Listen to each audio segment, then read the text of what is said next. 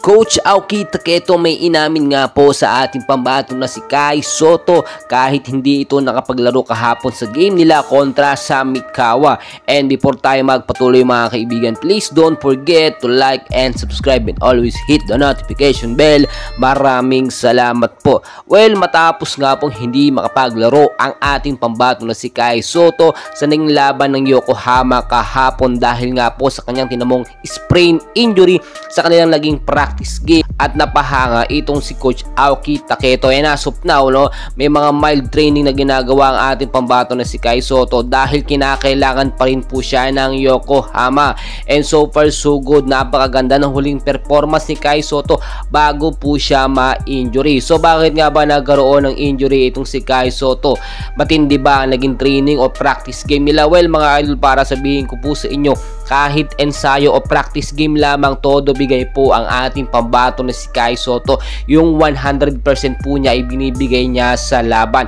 At dahil nga po kasama sa 12-man lineup po ng Gilas Pilipinas itong si Kai Sotto ngayong February window, ay talagang napahamak o napasama pa ang kanyang pagkaka-injury. Pero napakagandang balita po dahil sprain injury lamang ito, ilang araw lamang ay dagaling na po ito. Inaasahan po na uuwi ng Pilipinas itong si Kai Sotto before or after po ng February 15 dahil sa February 22 ay magsisimula na nga po ang laban ng Gilas Pilipinas at inaasahan mga idol na isang linggo lamang ang magiging practice nila. So kung makikita nyo si Kai Sotto ngayon, talagang condition ang pangangatawan. May mga hindi inaasahang mga injury lamang, no, dahil nga po alam naman natin napakatangkad ni Kai Sotto, pero yung pagiging big man niya, no, modern big man niya sa basketball ang kinakailangan po ng lahat ng mga team, especially ng Gilas Pilipinas.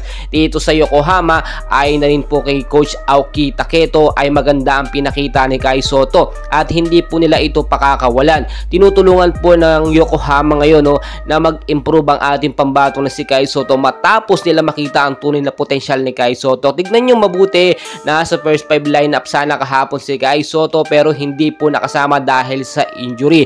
Mahaba na rin po ang playing time ni Kai Sotto, which is nasa 15 to 20 minutes of playing time. Matitignan nyo naman, no, talagang si Coach Aoki Taketo marunong tumingin na magagaling na basketball player, yung may smart IQ sa basketball, at isa na nga po doon itong si Kai Sotto. At dahil nga po sa Gilas Pilipinas ay si Coach Tim Con ang hahawak, aasahan natin na laging kasama sa first 5 lineup itong si Kai Sotto. Well mga idol, patuloy po nating suportahan ang ating pambato ni si Kai. Patuloy ko kayong i-update and please wag na wag yung kakalimutan mag-like and subscribe bilang suporta sa ating Gilas Pilipinas at sa ating pambato na si Kai Sotto. Maraming salamat.